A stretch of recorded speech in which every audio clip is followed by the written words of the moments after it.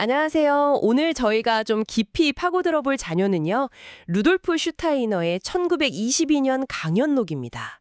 이게 인간 의식, 역사, 또 영적 세계, 이 사이에 어떤 숨겨진 연결고리에 대한 슈타이너만의 독특한 시각을 보여주거든요. 네, 맞습니다. 슈타이너는 우리가 그냥 일상적으로 아는 것, 그 너머에 훨씬 더 깊은 현실이 있다고 봤어요.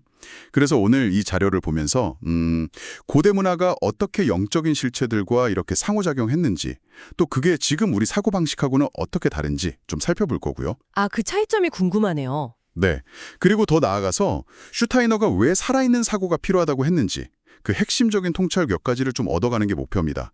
특히 이지프 미라 해석이랑요, 괴테의 변형 개념, 이걸 중심으로 보면 아주 흥미로울 거예요. 와, 미라랑 괴테라니 벌써부터 흥미진진한데요? 좋습니다. 그럼 슈타이너의 눈을 따라서 인간과 우주 그리고 역사 속 영적 흐름으로 한번 들어가 보시죠.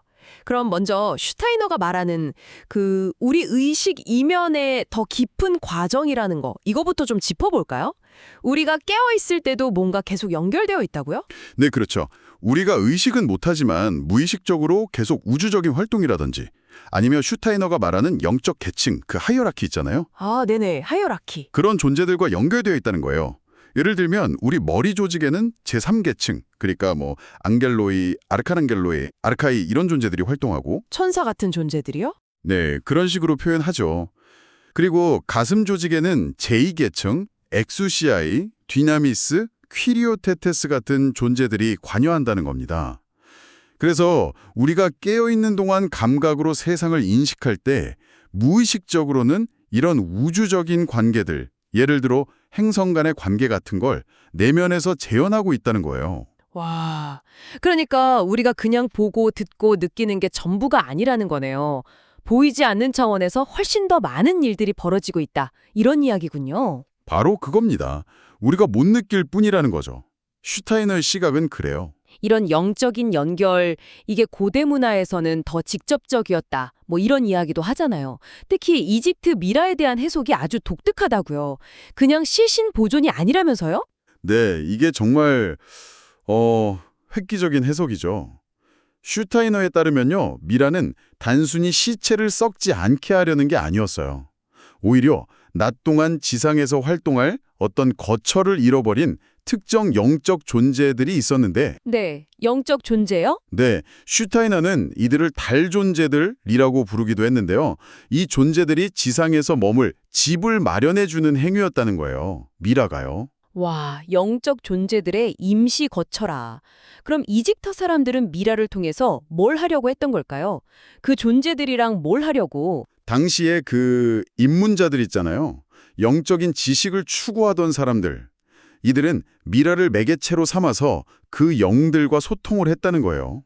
그러면서 자연, 그러니까 동식물이나 광물에 대한 깊은 지혜나 인류를 인도할 어떤 지침 같은 걸 얻었다고 합니다. 아하. 이건 나중에 그리스인들이 호흡의 균형 같은 걸 통해서 공기의 영들과 연결되려 했던 방식, 아폴로나 오르페우스 신화에 나오는 것처럼요. 그런 방식과는 또 다른 접근이었던 거죠. 그리스는 호흡, 영적 세계와 연결되는 방식이 달랐네요. 네. 그런데 고대에는 그렇게 영적인 지혜를 얻었다면 슈타이너는 현대의 우리 사고방식에 대해서는 좀 비판적이었다면서요.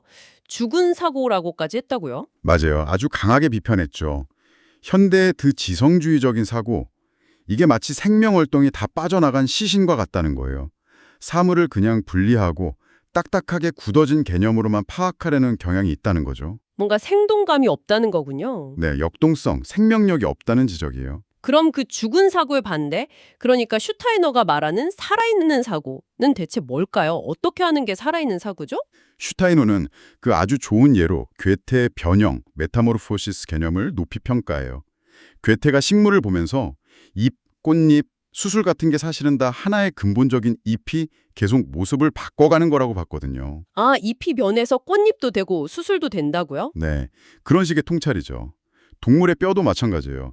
척추뼈나 두개골뼈 같은 것도 결국은 하나의 근원적인 형태가 변형된 거다. 이렇게 본 거예요. 아하, 겉모습은 막 다 다르지만 그 밑바탕에는 어떤 통일성이 있고 계속 변화하는 역동적인 과정이 있다는 걸 꿰뚫어 보는 거. 그게 바로 살아있는 사고로군요. 정확합니다. 그냥 분리된 사실들을 외우는 게 아니라 그 안에 살아 움직이는 원리, 그 변화하는 생명력 자체를 파악하려는 거죠. 근데 괴테가 어떻게 그런 깊은 생각을 할 수 있었을까요? 이것도 슈타이너는 뭔가 영적인 활동과 연결해서 보나요? 네, 흥미롭게도 그렇습니다. 슈타이너는 괴테가 젊은 시절에 프리메이슨 활동을 했잖아요.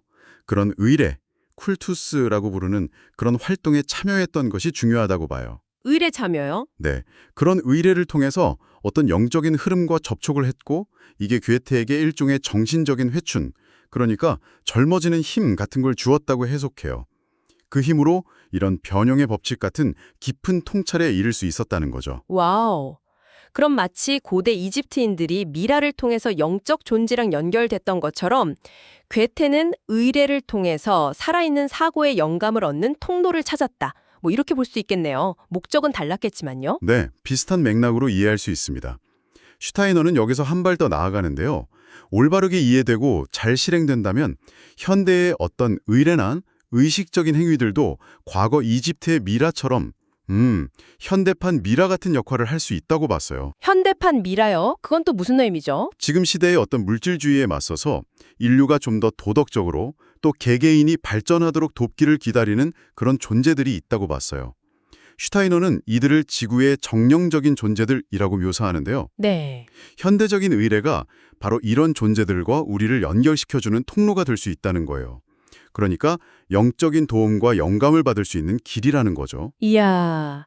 정말 오늘 슈타이너의 강연록을 통해서 의식 너머의 세계부터 고대 이집트 미라에 대한 놀라운 해석, 그리고 죽은 사고를 넘어서는 살아있는 사고의 필요성까지 정말 깊이 들여다본 것 같습니다. 네, 슈타이너의 관점은 우리가 세상을 어떻게 바라보고 생각하는지가 사실은 더 깊은 현실, 그리고 어쩌면 미래의 잠재력과 어떻게 연결되는지 좀 돌아보게 만들죠.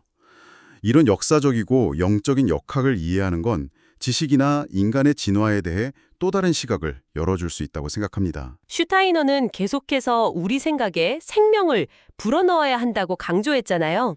어쩌면 우리 주변의 세계를 그냥 따로따로 떨어진 것들의 합으로만 보지 않고 그 이면에 숨겨진 어떤 변화나 연결성, 통일성을 발견하려는 노력, 그런 살아있는 시선으로 세상을 바라본다는 것은 여러분에게 어떤 의미일지 한 번쯤 생각해 보시는 건 어떨까요?